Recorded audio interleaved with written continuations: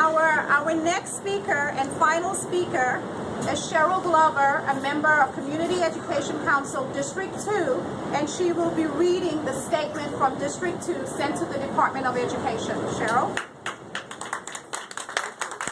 Thank you. This was a letter written to Chancellor Rodriguez. Speak up. Dear Deputy Chancellor Rodriguez, we, the Community Education Council District 2, applaud the Department of Education Special Education Reform, which aims to more meaningfully integrate special needs students with general education students. While we support the reform, we have serious concerns regarding its implementation, specifically the proposed changes to the Fair Student Funding Formula. In addition, because the new funding formula is a per-child formula, schools will not be able to fund self-contained classrooms. And while some schools use self-contained classrooms inappropriately as dumping grounds, this is still sometimes the least restrictive and most appropriate educational environment for some students, particularly in lower grades. The move to eliminate self-contained classes and move toward multiple sets is problematic in many District 2 elementary schools where class sizes are some of the highest in the city.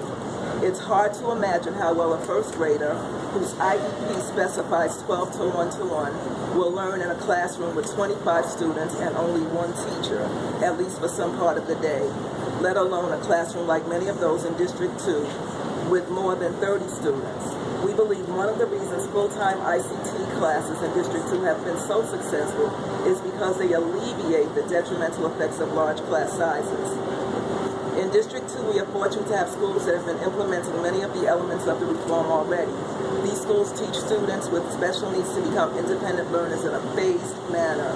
A student may start in a self-contained class, but when and if the student is ready, she or he is given the opportunity to spend part of his or her day in a general education or ICT class.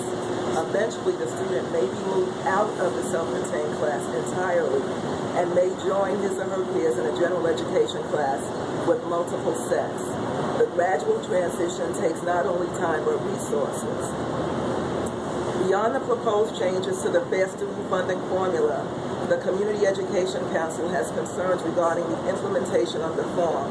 First and foremost, the departure of the two leadership level personnel, you and Dr. Katzman, is most unfortunate.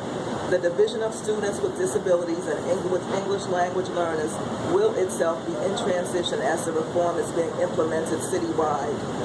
During the time when a new initiative is introduced, a stable staff, particularly the architects of the reform at the leadership level, is critical in avoiding confusion and facilitating a smoother implementation. Given the nature of the networks, we are apprehensive of how the schools will receive the professional development necessary to implement the reform. For this reform to be successful, professional development is key. In addition, sharing of best practices and case studies from schools that have been implementing the reform will be extremely valuable. Clearly, all grade levels will require their own appropriate professional development.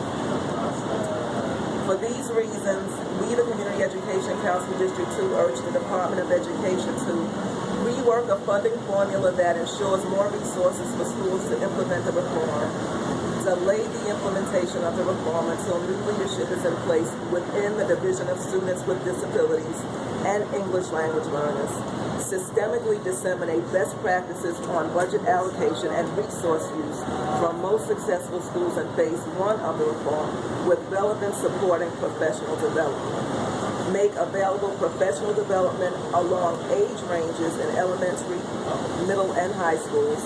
Ensure the network leaders are fully informed and trained on how to assist with the implementation of the reform and develop a non-budgetary driver for implementing the reform. The Community Education Council District 2 believes the reform is important and needs to be implemented correctly. We cannot afford to fail our most vulnerable students because the implementation was not well thought out. Let us take the time and make sure we do this right. Sincerely, Shino Tanakawa, President of CEC2.